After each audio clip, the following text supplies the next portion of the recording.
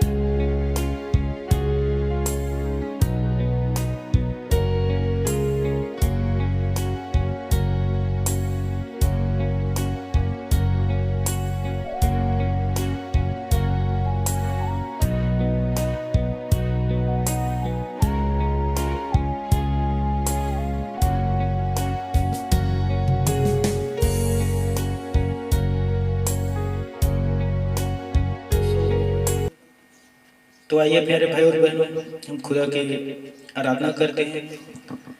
Sunday, रविवार, आशीष और खुदा का विश्राम पवित्र दिन है दोस्तों। तो मुझे विश्वास है कि आज की आराधना के द्वारा खुदावन आपके जीवन पर बहुतायत से आशीष देने जा रहा है प्यारे भाई और बहनों। और उस वचन को जो तैयार किया हूँ, मैं सच कहता हूँ, और बहुत सारे आज आपके जीवन पर फल लाएगा और उस फल को आप देखने पाओगे। तो आइए हम मिलकर खुदा के नाम की प्रशंसा करते हैं, खुदा के नाम को ऊंचे उठाते हैं और उसकी स्तुति गान करते हैं। थैंक यू लॉर्ड, शुक्र प्रभु।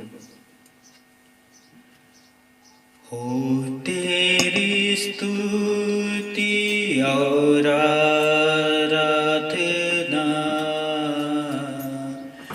करता हूँ मैं तुझसे ये प्रार्थना,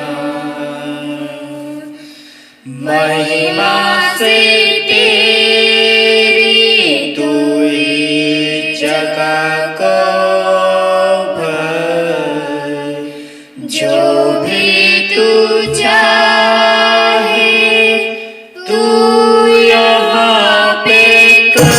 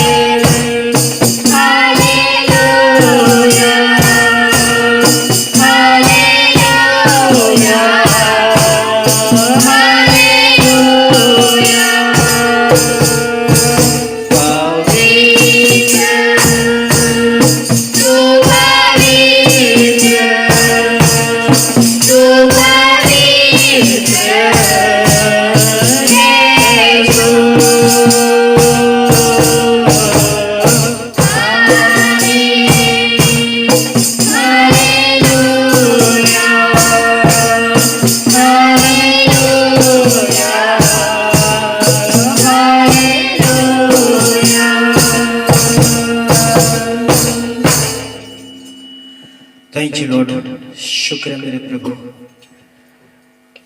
यस लॉर्ड, आज करुणा से खुदावन हम तमाम लोगों को परमेश्वर पिता अपने आशीष से भर प्रभु। हमें विश्वास है खुदा कि अब तक तूने हमें बहुतायत से जो आशीष दिया है प्रभु, आज भी वो आशीष को आप देंगे और भविष्य भी में वो आशीष हमारे लिए बने रहे प्रभु। शुक्र है प्रभु। चारों का दुलार मेरा है तू मसीहा,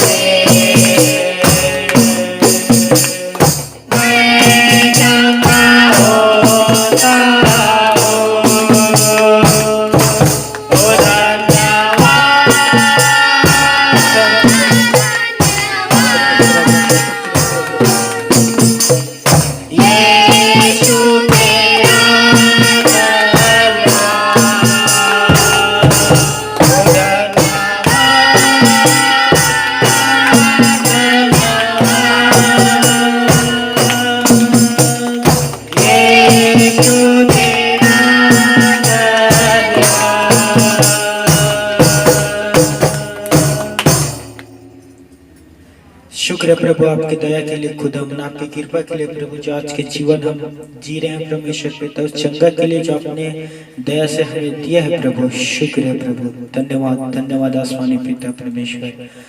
हालेलुया, थैंक यू जीसस।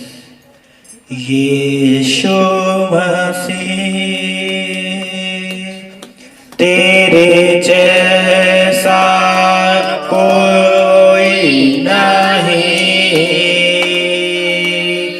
तेरे चरणों में झुके आसमान और महिमा गाए जमीन। यीशु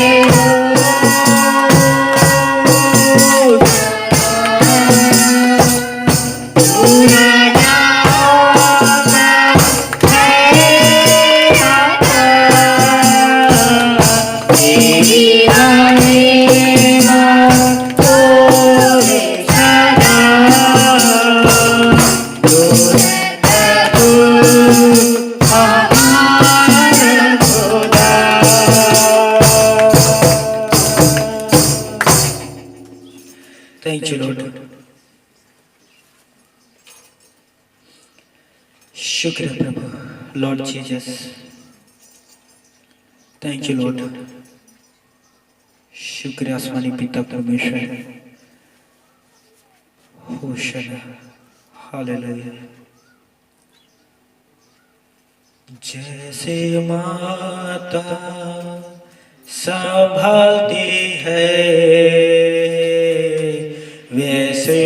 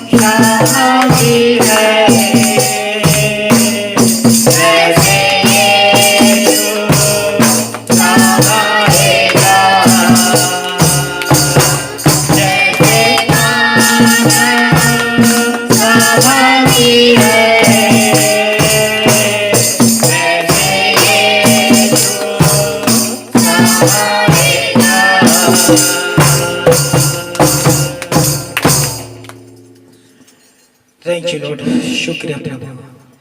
सच में प्रिय भाई और बहनों, जैसे माँ अपने बच्चों को संभालती है, उनके आंसुओं को पोंछते हैं और अपने सीने से लगाते हैं, कितना अद्भुत आराधना है खुदावन का, उसका प्रेम है जिसे कवि ने, गीतकार ने कितने बेहतरीन से गाया है।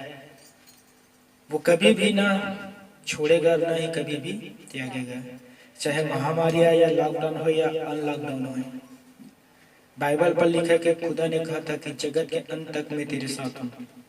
ये खुदा का वादा है प्यारे भाई बहनों, और उसके वादे पर हम विश्वास कर सकते हैं। हालेलुया। ना सिर्फ हमें वो त्यागेगा बल्कि महामारी समस्याओं से बचाएगा, शैतान की हर एक योजना से बचाएगा। शुक्र है प्रभु जो आपने हमें आराधना पर जो आशीष को दिया प्रभु, हम इसके लिए आपका दिल से धन्यवाद देते हैं पिता परमेश्वर। विश्वास है खुदावन कि जितने प्यारे भाई बहन ने हमारे साथ इस आराधना को गाए हैं प्रभु ईश्वर पिता, और उस आराधना का एक एक जो शब्द आता है उसे गहराई से जिन्होंने महसूस किया है परमेश्वर पिता, उनके आत्मा को बचा परमेश्वर पिता। उनसे बातें करो खुदावन, और उनसे कह खुदावन मैं कभी तुझे ना छोड़ूंगा और न ही तुझे कभी मैं त्यागूंगा। शुक्र प्रभु आराधना में आशीष देने के लिए। आगे के समय को आपके हाथों में सौंपते हुए इस दुआ को पिता परमेश्वर यीशु मसीह के नाम से मांगते हैं, आमीन।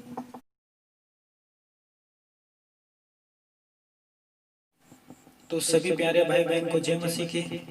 पिता परमेश्वर और हमारे प्रभु यीशु मसीह के नाम में मैं अगेश्वर वर्मा आप सभी का दिल से सलाम करता हूँ, स्वागत करता हूँ हमारे इस चैनल पर। बीते जब से लॉकडाउन अनलॉक हुआ है, निरंतर हम वीडियो बनाकर आप सभी के लिए अपलोड कर रहे हैं यूट्यूब पर, कि खुदा का जो पवित्र वचन है, मन्ना है, रोटी है, वे आपको निरंतर मिलते रहे ताकि आप खुदा से दूर ना हो जाएं। प्यारे भाइयों बहनों, सारा परिश्रम जो हम कर रहे हैं खुदा के लिए कर रहे हैं और आपके आशीषों के लिए है। तो कृपया करके वीडियो को पूरा देखें, और मुझे उम्मीद नहीं, मुझे 100% विश्वास है कि जो वचन को देख रहे हैं और उस वचन पर अमल ला रहे हैं वो कभी ठोकर नहीं खाएगा। वचन उन्हें ठोकर खिलाने कभी भी नहीं देगा। वचन पर जाने से पहले कुछ महत्वपूर्ण बातों पर मैं चर्चा करना चाहता हूँ, तर्क आपके सामने रखना चाह रहा हूँ, तो कृपया करके ध्यान से सुनना।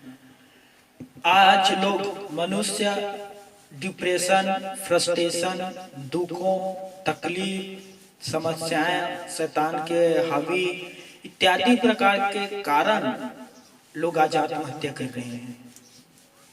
दिन प्रतिदिन जो आत्महत्या के दर है वो बढ़ते जा रहे हैं।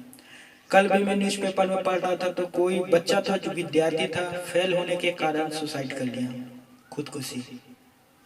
और ये आए दिन आप पेपर पर, न्यूज पर देखकर दिल दहल उठता है, क्योंकि उसे पढ़ने से सोचते हैं कि इसे कौन सा कारण थी, इसे कौन सी इतना अधिक समस्या था कि लोग इस प्रकार से कदम उठा रहे हैं।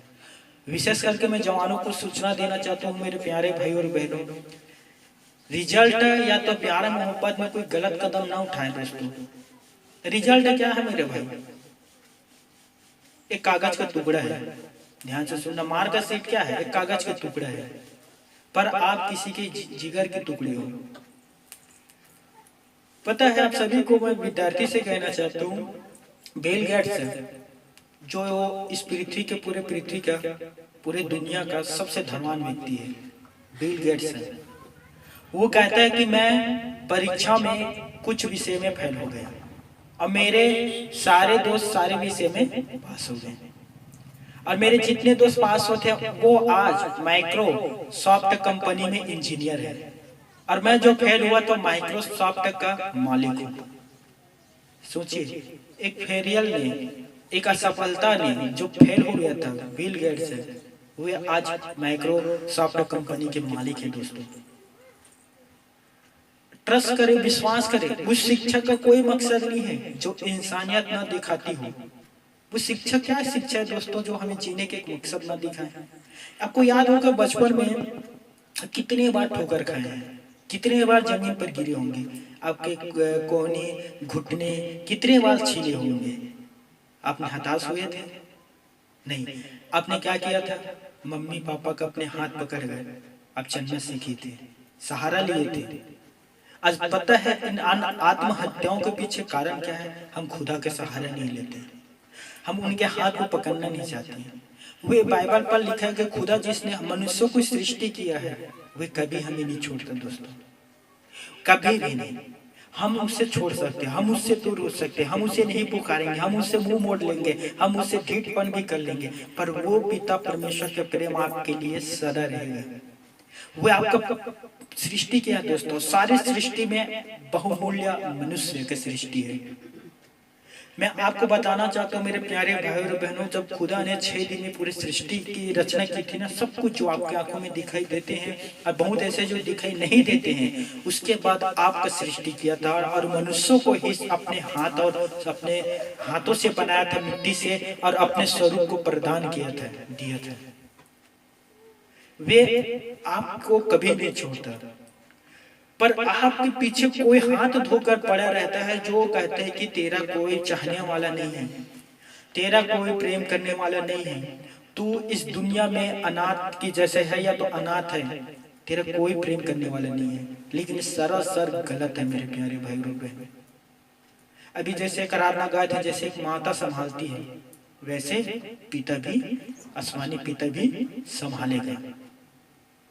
मेरे प्यारे भाई और बहनों, आज आप देख सकते हो बच्चे से लेकर बुजुर्ग वर्ग के लोग ये कदम उठा रहे हैं सुसाइड का।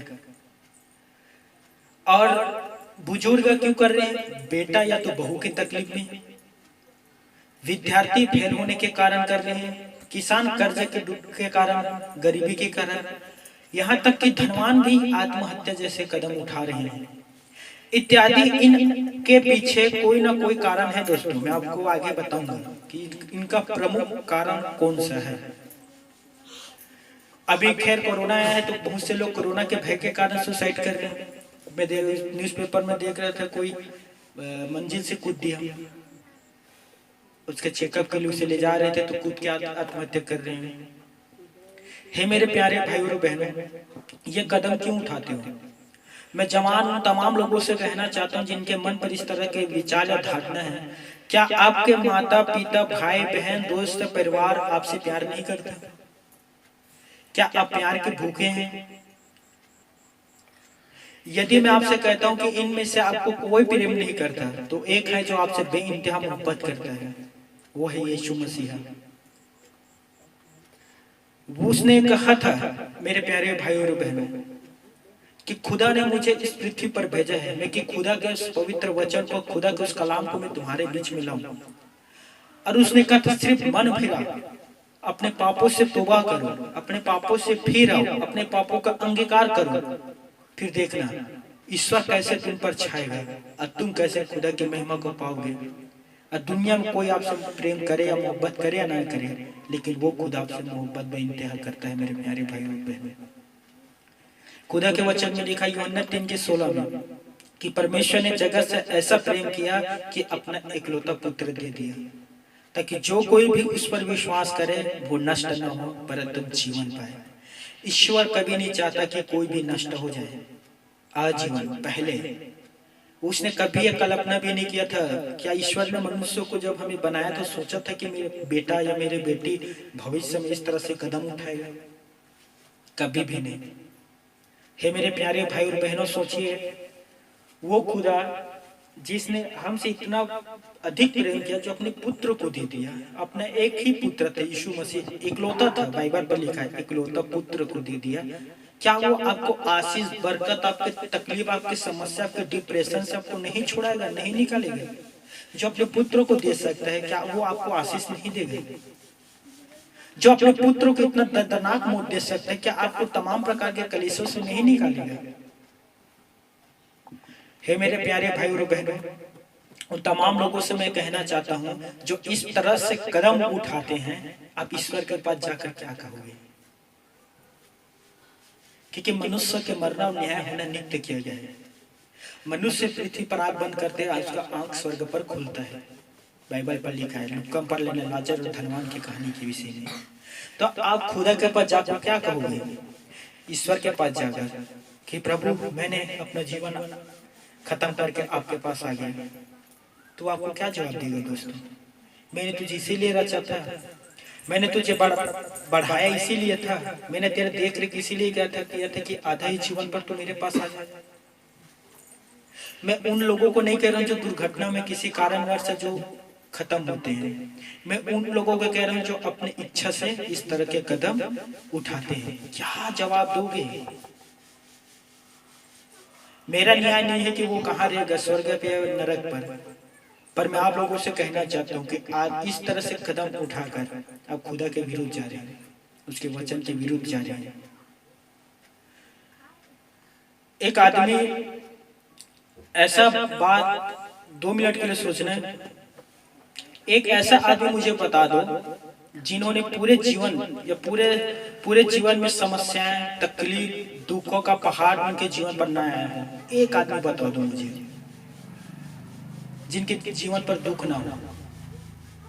पृथ्वी पर 7 अरब से ज्यादा व्यक्ति हैं जो सोने चम्मच लेकर भी पैदा होते हैं ना, सोन के पालकी में झूलते हैं ना, जो करोड़ों रुपए अरबों रुपए के मालिक है, उनके भी जीवन पर तकलीफ आते हैं, उनके भी जीवन पर समस्या आते हैं। वो हीरा मोती खाकर जीवन नहीं काटते, उन्हें भी खाने के लिए दाल और चावल चाहिए। क्या लगता है कि उन लोगों के जीवन पर तकलीफ नहीं आते होंगे? एक ऐसे व्यक्ति मुझे बता दो जिनके जीवन पर तकलीफ ना आया हो, जिनके जीवन पर दुखों का पहाड़ ना फूटा हो। एक व्यक्ति बता दो। अब 2 मिनट जो इस प्रकार की इच्छा रखते हो, आप जाकर अपने पड़ोसी से पूछना, दोस्तों क्या आपके जीवन पर कोई ऐसा तकलीफ आया है जिसमें आप सहन के बाहर हो?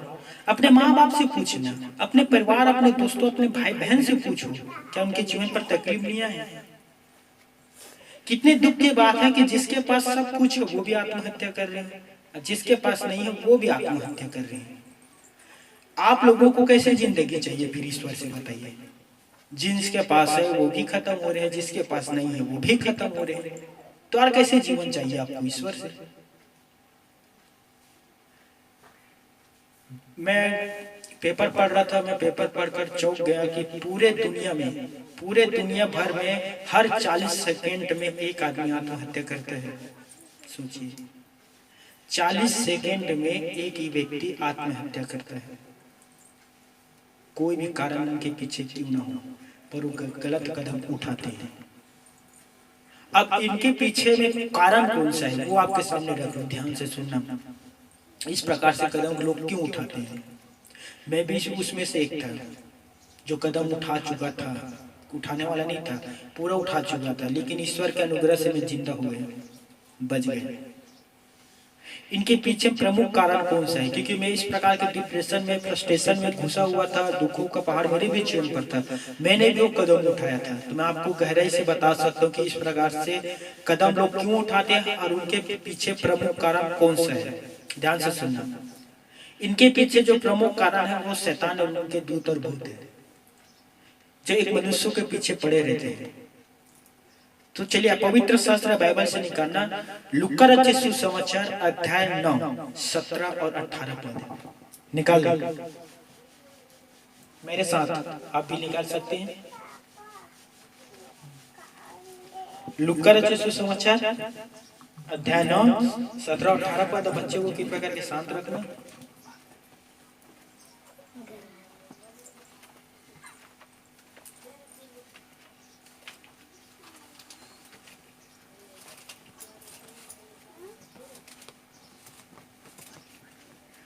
ठीक है, ये मैं पढ़ रहा हूँ, ध्यान से सुनना। लूका 9 के 17 और 18 पद।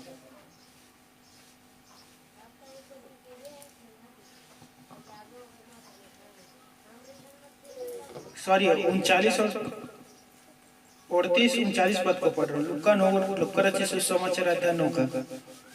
और देखो, भीड़ में से एक मनुष्य ने चिल्लाकर कहा, हे गुरु, मैं तुझसे विनती करता हूँ कि मेरे पुत्र पर कृपा दृष्टि कर, क्योंकि वह मेरा एकलौता है।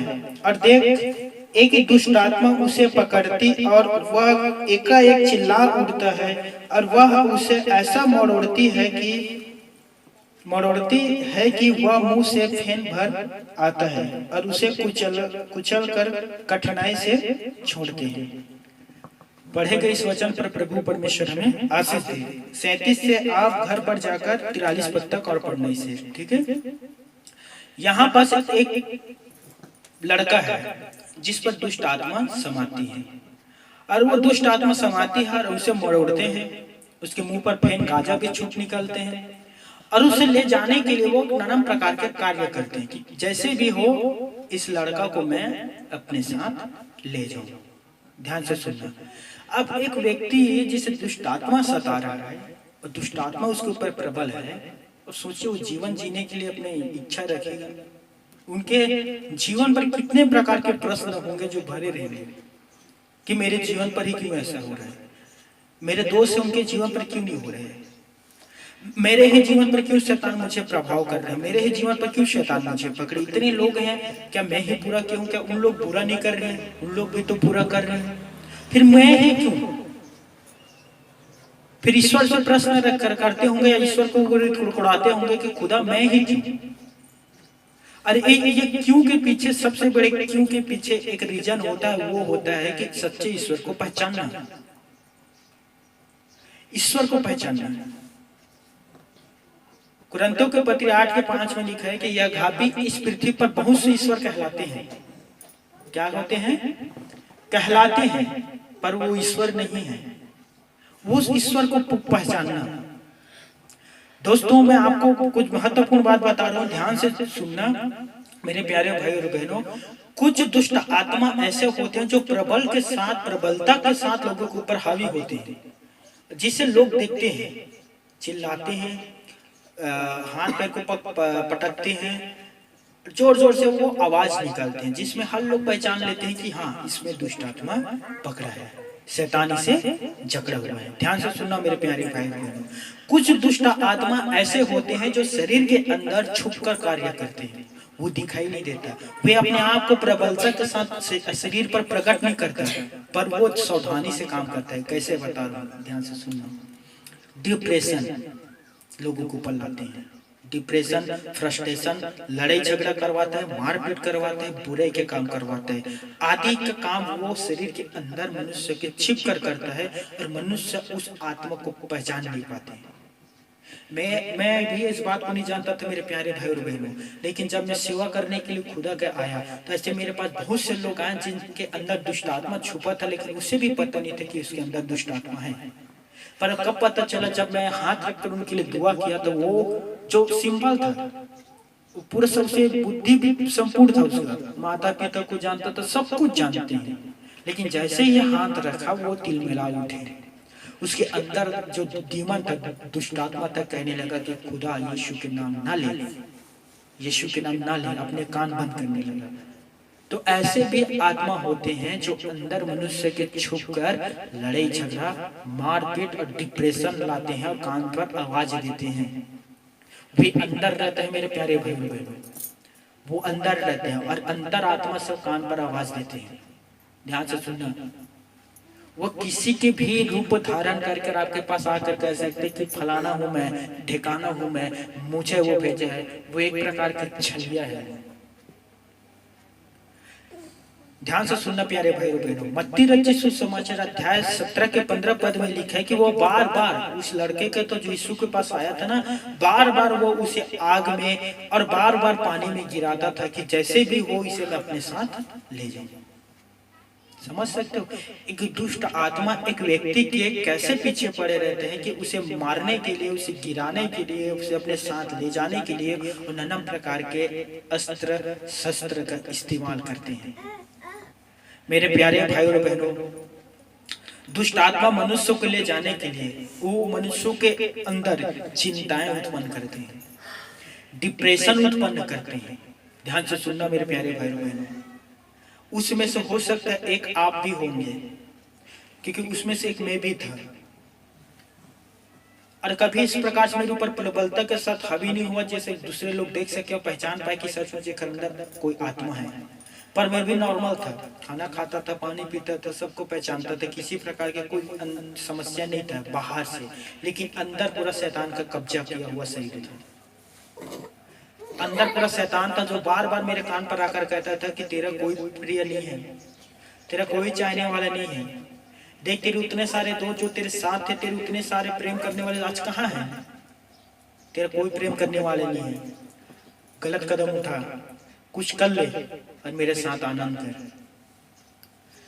मैं आपको सच कह रहा हूँ मेरे प्यारे भाई और बहनों, और मैं उनके बातें सुनकर मैं भी उनके ही जैसे करने के लिए सोचने लगा। आप सभी को पता होगा बचपन में माँ जी हमें डराते थे, बचपन में रो मत, सो जा, नहीं तो भूत प्रेत भाव आ जाएगा, याद होगा। और हम सीधा सीधा शाम के या रात के समय आंख बंद करते थे, डर के कारण कतरी हुए ओढ़ लेते थे, कम्बल ओढ़कर, और सीधा सुबह नहीं खुलता था, है कि नहीं। वो देख आगे, वो देख आगे करके माँ बाप डराते कि नहीं, हो सकता अभी भी कुछ डराते होंगे। जब बड़ा हुआ, जवान हुआ, तो बैगा संत महात्मा डराने लगे और कहने लगे कि शनि की छाया, मंगल की माया, कुछ कर नहीं तो तेरा छाया छाया हो जाएगा। हर डर के कारण हम लोग जो भी है वो कहता था वो हम करते थे, और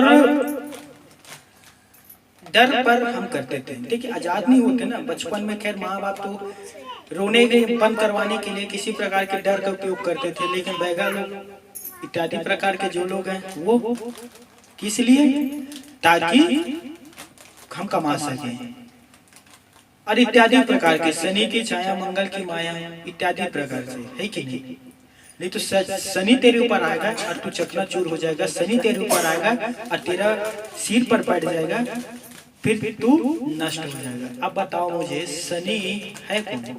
शनि एक ग्रह है, जिस प्रकार से पृथ्वी पर एक ग्रह है, शनि भी एक ग्रह है, बृहस्पति एक ग्रह है, वरुण अरुण एक ग्रह है। अब बताओ वाला एक ग्रह है कि इंसान के सिर के ऊपर आएगा तो उसका क्या हाल होगा, क्या हाल होगा मेरे प्यारे भाई। जिस प्रकार से चींटी पैर के नीचे मनुष्य का आता है तो उसका क्या हाल होता है, वो ग्रह है। खैर मनुष्य के ऊपर छोड़िए, सबसे बढ़कर प्रॉब्लम है, बच्चे को शांत रखिए ना, रिगार्डिंग होते हैं, बच्चे को शांत रखिए। सबसे बढ़कर जो मैं समस्या, खैर मैं वापिस आता हूँ मेरे दोस्तों, ध्यान से सुनना।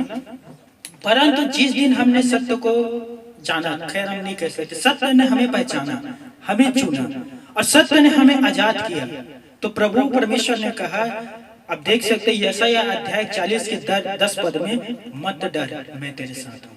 देखना बचपन में हमें डर के जीवन जीते जीते हम जवानी तक आए। खैर जब तक हमें ईश्वर हमारे जीवन पर नहीं आता हम डर में थे, हर प्रकार से डर हमारे जीवन पर हावी होता था कि ये कर नहीं तो तेरे ऊपर ये हो जाएगा, ये कर नहीं तो तेरे ऊपर ये हो जाएगा, ये कर नहीं तो तेरे ऊपर ये हो जाएगा। लेकिन प्रभु के पास जब हम आए तो ईश्वर ने हमसे कहा, मत डर मैं तेरे साथ हूँ, इधर उधर मत ताक, मैं तेरा परमेश्वर हूँ, मेरे तरफ ताक, देख मैं तेरे अपना दाहिने हाथ बढ़ाकर तुझे थामे रहूंगा।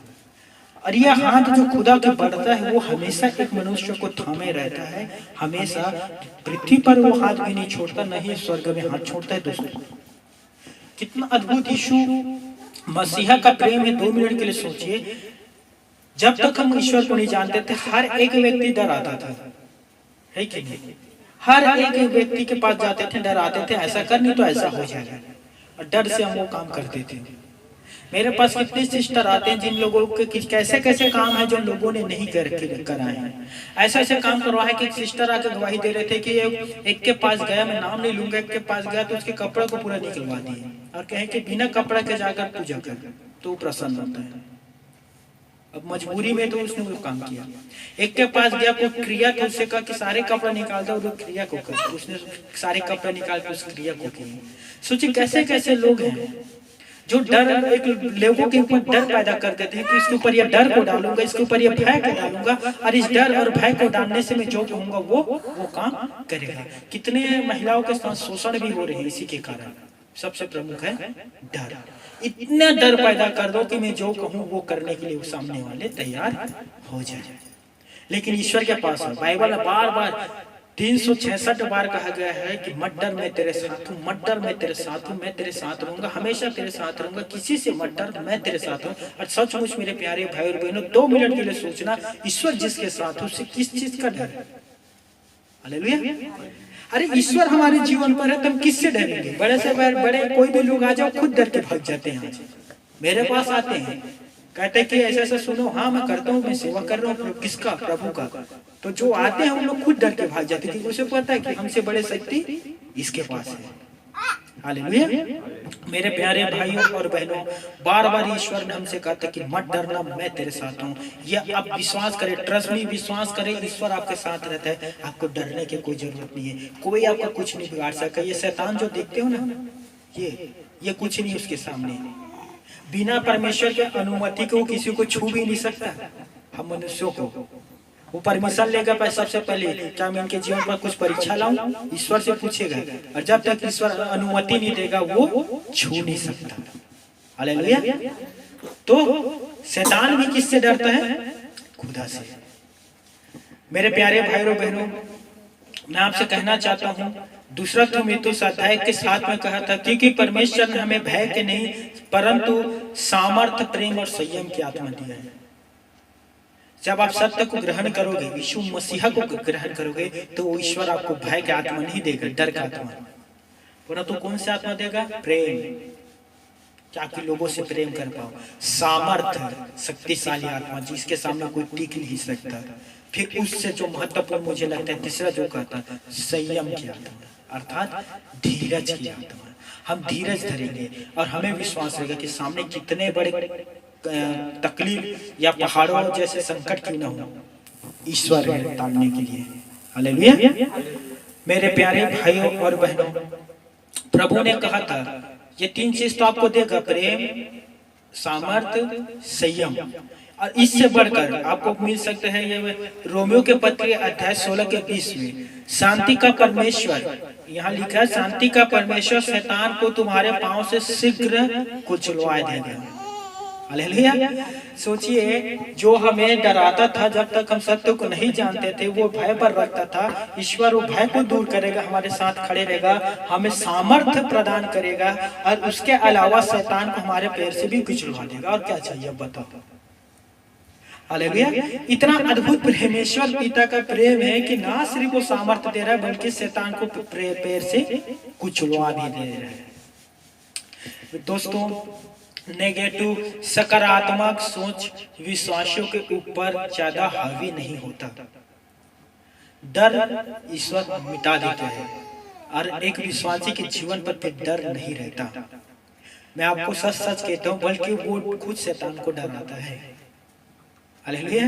आपने देखे होंगे कि इतने सारे दुष्ट आत्मा यहीं आते, प्रार्थना करते तो खुद डरते हैं, लेकिन खुदा आने से पहले मैं खुद डरता था कि मेरा कुछ बिगाड़ ना दे। और जब से उसके इलाका में मैंने पैर पसारा है और शैतान को पता है कि एक परमेश्वर के दास आ गया करके, तो उसका इलाका जो है ना वो डर गया है खुद। सोचिए कितना अद्भुत परमेश्वर का प्रेम है, जो खुद डरता था पहले दुष्ट आत्मा से, वो आज दुष्ट आत्मा को डरा रहा है। क्यों? सारा काम क्यों हो रहा है? क्योंकि ईश्वर साथ है। हालेलुया। दोस्तों, जब मैं डिप्रेशन में था, मैं अपने जीवन की कुछ गवाही बता रहा हूँ और मुझे उम्मीद है कि इस गवाही से आप अपने तकलीफ से निकल पाओगे। सर्वप्रथम, मेरा जन्म लंगड़ा नहीं हुआ था। मैं चलने फिरने वाला एक व्यक्ति था, दौड़ता था, नाचता था, कूदता था, सारा वो काम करता था जिसके पास पैर है, जो आज कर रहे हैं। ध्यान से सुनना, बचपन से 22 साल तक मैं सलामत था, सांसारिक जीवन जीता था, हर प्रकार के वो नशा का सेवन करता था और हर प्रकार की बुराई में जीवन व्यतीत करता था। पर एक ही दिन मेरे जीवन पर ऐसा संकट समस्या आया कि मैं काम कर रहा था और गवाही बहुत लंबा है, मैं छोटे रख रहा हूँ, 5 मंजिल से गिर गया, 5 माला से।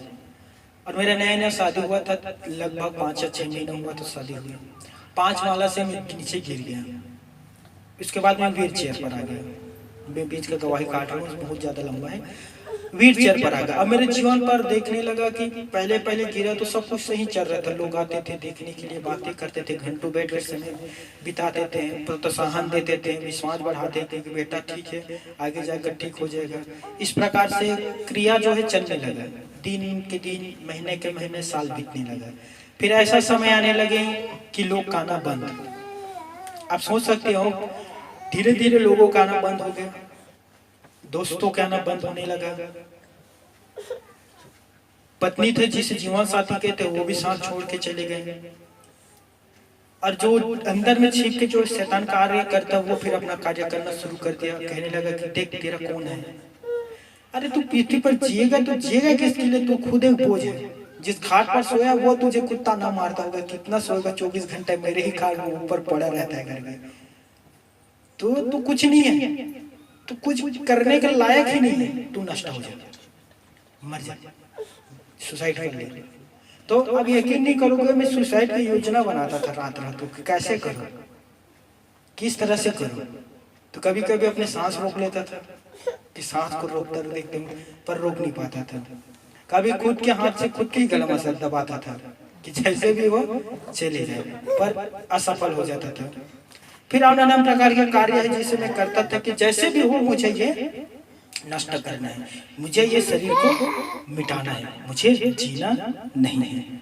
और एक दिन पूरा प्लान बन गया था, सब कुछ रेडी था, ओके था। मेरे पास एक ब्लेड था, नया ब्लेड मंगाया था, रखा था, और मैं बैठ गया कि अपने हाथ से, अरे अपने सांस को तो रोक नहीं सकता, दबा नहीं सकता गले को, तो काट लूं किसे, नस को।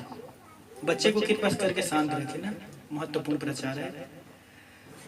फिर मैं वो काम नहीं कर पा रहा था। फिर मैं हिम्मत जुटाया और कहा कि नहीं, मुझे आगे बढ़ना होगा, मेरा कोई नहीं है, मुझे अब इस पृथ्वी पर जीना नहीं है। अब जैसे ही मैंने अपने नसों को काटने के लिए उस ब्लेड को, नया ब्लेड को उठाया, एक फोन आया मेरे पास। मैं उस फोन को उठाया और कहा हेलो कर गई। तो उधर से एक आवाज आ रहा, कहा कि यीशु आपसे प्रेम करता है, यीशु आपको शांति देगा करेगा। मैं बोला कौन यीशु, क्योंकि मैं 22 साल तक यीशु का सुसमाचार नहीं सुना था दोस्तों।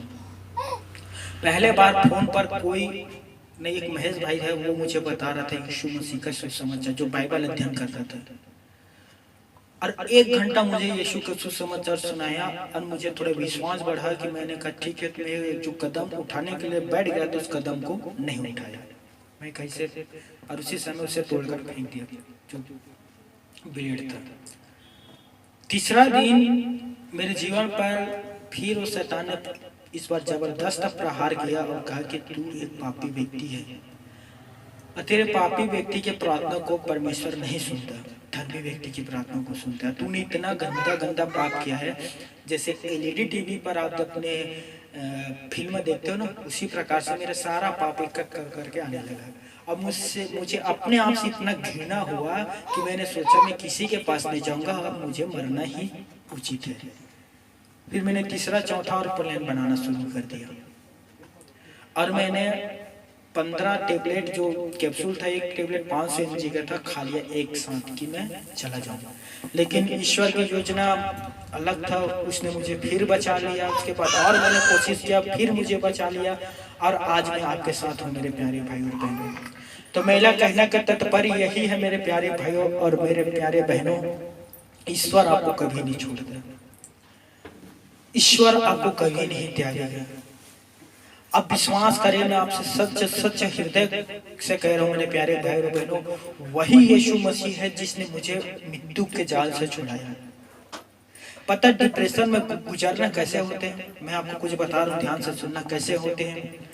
जब बेहद परेशान बेचैन था मैं, दिलो दिमाग में सुकून की तलाश में खोज कर रहा था, मेरे दिल दिमाग कि सुकून मुझे किस में मिलेगा।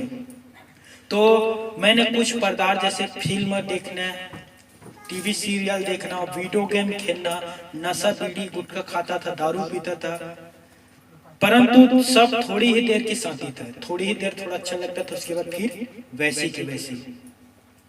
रात को नींद नहीं आना, पूरे रात सो नहीं सकता था, पूरे रात जगता था, पूरे दिन जगता था, जैसे नींद पता नहीं कब सोया था मुझे खुद याद नहीं था। अब 2 मिनट में सोचे 22 साल या 22-23 साल का लड़का, यंग जवान, जो घर पर सिर्फ खाना खाने के लिए आता था, पूरे दिन भर घूमता था, और सोचे वो अचानक विकलांग हो जाए, लंगड़ा हो जाए और 24 घंटा बिस्तर में पड़े रहे, क्या होगा उसके साथ। पूरे रात सो नहीं पाता था मेरे दोस्तों, दर्द बर्दाश्त के बाहर था मेरा, टूटने बिखरने का कगार पर पहुंच गया था मैं, और जमीन धन दौलत कुछ काम नहीं आता था। और मैंने सोचा कि बस अब बहुत हुआ, दर्द की कोई दवा नहीं है मेरे लिए, अब फिर भी उस प्रकार के तमाम कार्य को किया कि अब जानना मुझे इस पृथ्वी से ही जाना उचित है। वो 10/8 के घर पर रहता था, खुद मुझे घर काटने के लिए दौड़ता था, जैसे मुझे आकर काट रहा है। चारों तरफ से इस प्रकार से था कि पूरा अंधेरा ही अंधेरा, अंधेरा ही अंधेरा, और बीच में मैं, कोई उजियाला नहीं, कुछ भी नहीं। एक भाई का मैं धन्यवाद देता हूँ और सदा उसका धन्यवाद दूंगा कि ईश्वर ने उसे चुना कि उसके द्वारा मैं यीशु का सुसमाचार सुना। और ईश्वर को मैं कोटि कोटि धन्यवाद देता हूँ, जैसे खुदा ने अपने कलाम पर कहा था, वचन पर कहा था, उसे उसने पूरा किया। आप देख सकते हो, इसे पेन पर लिख भी लेना। मत्ती रचित सुसमाचार अध्याय 11 का 28 पद में यीशु ने कहा था कि हे परिश्रम करने वालों, बोझ से दबे हुए लोगों, मेरे पास आओ, मैं तुझे विश्राम दूंगा। आप विश्वास करिए मेरे प्यारे और प्यारे भाई और बहनों, जितना आपका बोझ है, जितना भी क्यों ना हो, कितना भी क्यों ना हो, पहाड़ से भी बड़ा और गहरा, सागर से भी गहरा बोझ क्यों ना हो, एक बार यीशु के पास आकर देखिए, एक बार आ जाइए मेरे प्यारे भाई और बहनों, वे आपके बोझ को हटा देगा, वो आपको शांति देगा, वो आपके बोझ को उठा लेगा। और आपसे मैं सच सच कहता हूँ, आप कहोगे कि ईश्वर, मैंने आपको पाकर मैं धन्य हो गया। याद रखना, शांति, सुख, चैन ईश्वर के अलावा कोई आपको नहीं दे सकता। कितना बड़ा धनवान व्यक्ति क्यों ना हो, उसे भी शांति चाहिए। आप न्यूज़पेपर, टीवी पर देख सकते हो, बड़े बड़े करोड़पति लोग भी आत्महत्या कर लेते हैं, कारण उनके जीवन पर ईश्वर नहीं है। कभी आपने 2 मिनट के लिए सोचे क्या हम बिना ईश्वर के जीवन जी सकते हैं? क्या बिना ईश्वर के अपने जीवन व्यतीत कर सकते हैं? आज बहुत से ऐसे नास्तिक लोग हैं जो ईश्वर के ऊपर विश्वास नहीं करते हैं, वो लोग जीवन जी रहे हैं, पर ईश्वर उनके जीवन पर नहीं है। मैं आपको बताना चाहता हूं मेरे प्यारे भाई और बहनों, वही यीशु है जिसने मुझे बोझ से निकाला और उसने खुद मुझे चुना। मैंने उसे नहीं चुना, उसने खुद मुझे चुना और कहा कि मेरे पास आ, बोझ से तू दबा है ना, मेरे पास आ, मैं तुझे विश्राम दूंगा। और मैं ईश्वर के पास आया और ईश्वर ने अपने वचन के अनुसार उसने मुझे विश्राम दिया। प्रभु यीशु मसीह ने मुझे वो जीवन दिया जो जीवन मैंने कभी कल्पना नहीं किया था। मैंने सोचा भी नहीं था कि मैं कैसा व्यक्ति था, कैसे हो जाऊंगा करके। आज भी मैं लंगड़ा हूँ मेरे दोस्तों, मैं जब से यीशु के पास गया हूँ, मेरे जीवन पर ईश्वर ने वो महान काम किया है जिसके मैं यदि गवाही देना शुरू करूँ तो आज के दिन कम है। मैं यीशु के पास जैसे लंगड़ा था, लंगड़ा गया, लंगड़ा वापिस आ गया अपने गाँव, पर ईश्वर ने शरीर से पहले मेरे आत्मा को चंगा किया। सारे डिप्रेशन, फ्रस्ट्रेशन जो मेरे जीवन पर ईश्वर ने चुटकी से दूर कर दिया और उसने मुझे थाम लिया और कहा कि ईश्वर, एक माँ जो तुझे जन्म दिया वो भूल जाएगा, जिस माँ ने तुझे बड़ा किया वो भूल जाएगा, पर बेटा मैं तुझे कभी नहीं भूलूंगा। देख तेरा चित्र मेरे हथेली पर है। मैंने कहा धन्यवाद प्रभु, जो मुझे ढूंढ रहा था, जो मुझे मिलना था, वो आज मैं पा गया। मैं आपसे कहना चाहता हूँ मेरे दोस्तों, वही यीशु जिसने मुझे फ्रस्ट्रेशन, डिप्रेशन से निकाला, आज मैं जीवन खुशी से व्यतीत कर रहा हूँ, वे आपको भी उस तमाम प्रकार के बोझ से निकालेगा। बस आपको विश्वास के साथ दुआ करना होगा। तमाम गुनाह अपराधों को ईश्वर के सामने रख दीजिए, क्योंकि कोई भी ऐसा गुनाह अपराध नहीं है जो ईश्वर ने देखा ना हो। कोई भी गुनाह ईश्वर से छिपा नहीं है दोस्तों। आपकी भावनाओं को भी ईश्वर जानता है। अभी आप बैठा, आपके मन पर कौन कौन से भावना उत्पन्न हो रहे हैं, उथल पुथल हो रहे हैं ना, ईश्वर को पता है। उससे ईश्वर को पता कि कितने लोग हैं जो मेरे वचन पर ध्यान लगाकर सुन रहे, कान खोलकर, कितने लोग हैं जो सिर्फ उंघा रहे हैं। ईश्वर को पता है, वो उससे कुछ नहीं छुपता दोस्तों। जिसके हाथ में जीवन का डोरी हो, उसे क्या छिपेगा और किस चीज को हम छिपा पाएंगे? ईश्वर से यदि आप अपना संबंध मजबूत करना चाहते हैं तो घुटना टेकिए। सारा पाप, जितना भी घिनौना क्यों ना हो, जो आपके लिए भी घिनौना है, जो आपको लगता होगा कि घिनौना है, मुझे भी पहले ऐसे लगता था, मैं उन पापों को ईश्वर के सामने नहीं रखता था। वो बोलता था प्रभु कैसे रखूं, लेकिन खुदा के कलाम एक दिन पढ़ा था, यशायाह 1:18, उसमें लिखा तुम्हारे पास जितना भी खून से रचा घिनौना क्यों ना हो, मैं उसे रूह के समान श्वेत, बर्फ के समान उजाला कर दूंगा। मैंने कहा खुदा तो मेरा पाप तो उससे भी घटिया है, बहुत गंदगी है, सारा आपके सामने रखता हूँ। और पता ईश्वर ने कहा मैं उस पाप को नहीं तुझे देखता हूँ बेटा। और पाप को ऐसे दूर कर दिया जैसे कोई आकाश देखते हो ना, पृथ्वी से कितना दूर है, उसी प्रकार से उसने पाप को दूर कर दिया। हालेलुया। और उसने सीने से लगा लिया दोस्तों, प्रभु यीशु मसीह ने। आप दोस्तों आप एक घर बनाते हो ना, एक घर, और उस घर पर जब आप बनाते हो, एक घर तैयार करते हो, और कोई आके उस घर को तोड़ दे, फिर आपको कैसे लगेगा? खटिया खड़ी कर दोगे, क्या करोगे? आपने एक घर बनाया, सुंदर घर, जैसे आपका इच्छा था, मस्त, आपने सारा डिजाइन से उस घर को बनाया, बहुत पैसा खर्चा किया, और सब कुछ खर्चा करने के बाद एक घर तैयार हो गया, और उस घर पर 2 या 4 8 दिन रहे, या 2 साल या 5 साल रहे होंगे, उसके बाद उस घर को कोई आकर तोड़ दिया, आपको कितना बुरा लगेगा? दुख लगेगा कि नहीं लगेगा? कितना मेहनत से मैंने इस खून भी बहाया था इस घर के लिए, पसीना भी बहाया था, खून भी बहाया था, कितना मेहनत से बनाया था, तूने मेरे घर को क्यों तोड़ दिया? बाइबल पर लिखा है कि हम भी खुदा के मंदिर हैं। पहला कुरिन्थियों 3 के 16 पद में लिखा है, क्या तुम नहीं जानते कि तुम परमेश्वर के मंदिर हो? हमें कहता है हम भी खुदा के मंदिर। हर बीच में हम जैसे डिप्रेशन या फ्रस्ट्रेशन में आकर कोई गलत कदम उठाते हैं, आत्महत्या, खुदकुशी, सुसाइड करने का कोशिश करते हैं, तो ईश्वर को कितना दुख लगेगा? हम भी तो ईश्वर के मंदिर हैं, उसने भी तो अपने हाथों से हमें रचा और बनाया है, और हम इस प्रकार से कार्य करते हैं तो उसे क्या खुशी मिलेगा? वो भी दुख होता है मेरे दोस्तों, क्योंकि उसने हमें बनाया है अपने स्वरूप और समानता में। उत्पत्ति 1 के 26 पद में लिखा है। तो फिर हम इस प्रकार से जो कदम उठाते हैं तो ईश्वर कितना दुख होता होगा, सोचिए। मैंने कभी नहीं चाहा था कि बेटा तू ऐसा काम करे, और यहाँ एक सवाल उठता होगा, आपके भी जहन पर उठ रहे होंगे, फिर खुदा रोकता क्यों नहीं है? कोई जैसे पेपर में फेल होगा, फेल हो गया, या कोई पति पत्नी के बीच लड़ाई हो गया, पति जाके पत्नी जाकर इस प्रकार से कदम उठा लेते हैं, बच्चे से वाद विवाद हो गया, बच्चे जाकर इस प्रकार के कदम उठा लेते हैं, किसान है जो गरीबी के कारण, कर्ज के कारण ऐसे कदम उठा लेते हैं, धनवान है जो डिप्रेशन के कारण ऐसे कदम उठा लेते हैं, तो ईश्वर उन्हें रोकते क्यों नहीं है कि नहीं? एक सवाल तो लोगों के मन पर आते ही होंगे। ईश्वर ने हर एक व्यक्ति को अपने मार्ग चुनने का फैसला दिया हुआ है। हर एक व्यक्ति अपना मार्ग चुन सकता है। आप पाप करोगे या धर्म के काम करोगे, ये आपके ऊपर है। आप चाहे आप इस प्रकार के गलत कदम उठाओगे, ईश्वर आपको स्वतंत्रता दिया है, या आप गलत कदम भी नहीं उठाओगे फिर भी ईश्वर आपको स्वतंत्रता दिया है। इसीलिए ईश्वर, ऐसा नहीं है कि ईश्वर उसकी आत्मा से बातें नहीं करता होगा और उसे रोकता नहीं होगा। मैं ये बात पर विश्वास नहीं करूंगा, क्योंकि जहां भी मुझे जितना ज्ञात है, मैं जब भी मैं कोई गलत काम करने जाता था, पाप करने जाता था, आत्मा एक बार अंदर से जरूर मुझे रोकता था, चाहे मैं शराब ही क्यों ना पीऊं। जब शराब का प्याला उठाता था, आत्मा अंदर से अगुवाई देता था कि ना पी, जो आत्मा ईश्वर का ना पी, पर मैं नाक बंद कर पी लेते थे कि जैसा भी वो अंदर हो चले जाए, और मैं शरीर को सुनता था, आत्मा का नहीं सुनता था। कोई भी गलत कदम उठाने के लिए कोई भी जाता है ना, आत्मा रोता है और बार बार कहता है कि ऐसा काम ना कर, ये ईश्वर का मंदिर है, इसे नष्ट ना कर। पर लोग आत्मा का ना सुनकर शरीर के सुन लेते हैं और इस प्रकार के काम को करते हैं, और वो इस प्रकार के काम करते हैं। शैतान कहता है मैंने एक आत्मा जीत लिया, क्योंकि उसका जो कार्य है वो पूरा हो गया। सच सुनिए आप, जो शैतान का कार्य है वो पूरा हो जाता है, क्योंकि वो किसी को भी क्यों ना हो उस प्रकार से कार्य करने के लिए उकसाता है।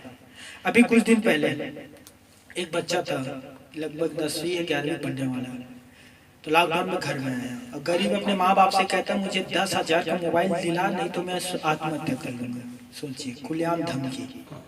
10,000 का मोबाइल होना है तो होना है, नहीं तो मैं मर जाऊंगा, मैं कुछ कर। माँ बाप क्या करें, ला कर मोबाइल दे दिया, और दिन भर मोबाइल पर वीडियो गेम, और पता है आप सभी को इंटरनेट से जुड़े हैं। जब मैं आईसीयू बिलासपुर में आईसीयू में भर्ती था ना, तो एक लड़की आई, 11 या 12 साल लगभग उम्र रहा होगा उसका। वो लड़की आई और उस लड़की ने, ध्यान से सुनना, मेरे ही जस्ट बगल में था। मैंने उसके माँ बाप से पूछने की कोशिश किया कि ऐसा क्या प्रॉब्लम है कि लड़की हॉस्पिटल है। तो उसके माँ बाप ने कहा कि बस गलती इतना था बेटा कि इससे मैंने मना किया कि पड़ोसी के घर टीवी देखने ना जाए, और उसका बस उतना ही बात था कि उसने जहर पी लिया। सोचिए 11-12 साल की लड़की है। अब सोचिए कि माँ बाप को इतना भी अधिकार नहीं है कि किसी के घर पर जाने से रोक दे। क्या आपका घर अपना घर नहीं है? पर आजकल बच्चे को बहन की ईगो ठूस ठूस कर भरा है, घमंड। बेटी बेटा वो काम ना करना, देख लेना वही काम को करेंगे। बेटी बेटा उस घर पर ना जाना, वही घर पर जाएंगे। बेटी घर पर रहना, कहाँ रहेंगे? जो काम करने के लिए मना करोगे वही काम को करते। इसे कहते घमंड, ईगो। एक बच्चे अभी मेरे पास प्रार्थना करवाने का आए थे, नया नया बच्चा हुआ था, 15-20 दिन हुआ था। हमारे ही कलीसिया के एक सिस्टर का प्रेयर के उसके लिए, तो उसके माँ बता रहा था कि बच्चा रोता है। अरे बच्चा रोआ 5 मिनट के अंदर उसके पास पहुंच गए तो ठीक है, यदि 10 मिनट हुआ ना तो बच्चे को दूध पिलाते तो नहीं पीते। ईगो सोचिए, 15 दिन हुआ था उस बच्चों के हुए, इसमें भी ईगो आ गए। समझ रहे हो? तो मेरे प्यारे भाई और बहनों, मैं आपसे निवेदन करता हूँ, आपसे प्रार्थना करता हूँ, हाथ भी जोड़कर कहता हूँ कि कोई गलत कदम कभी मत उठाना। ईश्वर आपको कभी त्यागा नहीं है, ईश्वर आपको कभी छोड़ा नहीं है। एक बार ईश्वर को पुकार के देखना, ईश्वर के दिल से पुकार के देखना, वे सेकंड में आपके पास खड़ा हो जाएगा और आपके साथ सदा सर्वदा रहेगा। जैसे मुझे कहता कि जगत के अंत तक ईश्वर मैं तेरे साथ हूँ, वे आपसे भी कहेगा कि जगत के अंत तक मैं तेरे साथ हूँ। और ये शैतान के प्रकोप या शैतान के प्रहारी कुछ नहीं कर सकता दोस्तों, कुछ भी नहीं ईश्वर के सामने। हो ही क्या, सर्वशक्तिमान के सामने। हालेलुया। तो कृपया करके वचन पढ़े, परमेश्वर के पवित्र शास्त्र का गहरा अध्ययन करिए और ईश्वर के साथ बने रहे। हालेलुया। मैं आप सभी के लिए प्रार्थना करने जा रहा हूँ, आंख बंद कर लेना। प्रार्थना करने जा रहा हूँ, बच्चे को शांत रख लेना, प्रार्थना हो रहा है विशेष करके। लॉर्ड जीसस, धन्यवाद जो आपने परमेश्वर पिता प्रार्थना पर जो आशीष दिया उसके लिए मैं आपका हृदय से धन्यवाद देता हूँ पिता परमेश्वर। तो साथ ही दुआ करता हूँ तमाम प्यारे भाई बहनों के लिए परमेश्वर पिता जिन्होंने आज के वचन को सुना, ग्रहण किए प्रभु, उन पर दया कर उन्हें आशीष दे खुदावन। और किसी प्रकार के कोई डिप्रेशन में है परमेश्वर पिता तो उनसे उन्हें निकाल खुदावन। आपने बार बार कलाम पर कहा है कि मैं तेरे साथ हूँ। उन तमाम लोगों को जो इस वीडियो को देखकर अपने मन फिरा रहे हैं परमेश्वर पिता, अपने गुनाहों को आपके सामने रख उनसे भी कहना खुदावन कि मैं तेरे साथ हूं परमेश्वर पिता। धन्यवाद प्रभु आज के वचन पर जो तूने आशीष दिया। उन तमाम प्यारे भाई बहन के लिए दुआ करते हैं परमेश्वर पिता, जिसे इस महामारी के समय आपने खुदावन संभाला, उन्हें बरकत दिया, उनके लिए मैं आपका धन्यवाद देता हूँ। आगे भी परमेश्वर पिता संभालना, क्योंकि तेरे बिना हमारा कोई वजूद नहीं है परमेश्वर पिता। तू है तो आज हम स्थिर है परमेश्वर पिता, और सदा हमारे जीवन पर तू रहना आसमानी पिता परमेश्वर। धन्यवाद परमेश्वर पिता जो आपने प्रार्थना को सुना है प्रभु। इन तमाम भाई बहन को जो आए हैं बताए शासित थे परमेश्वर के भी साथ रहना परमेश्वर पिता, विशेष करके प्रार्थना योद्धा बनाना परमेश्वर पिता, और वचन पढ़कर देवदारी तलवार बनाना खुदावन, कि हर एक प्रकार के क्लेश महामारी तकलीफों से खुदावन लड़े और जय को पाने पाए परमेश्वर पिता। धन्यवाद तमाम प्रार्थनाओं को सुनने के लिए, वचन पर आशीष देने के लिए पिता परमेश्वर। सारा आदर महिमा गौरव सम्मान आपको अधिकार देते हुए पिता परमेश्वर धन्यवाद के साथ इस दुआ को प्रभु यीशु मसीह के नाम से मांगते हैं, आमीन। परमेश्वर पिता आप सभी को आशीष दे। गॉड ब्लेस यू, आमीन।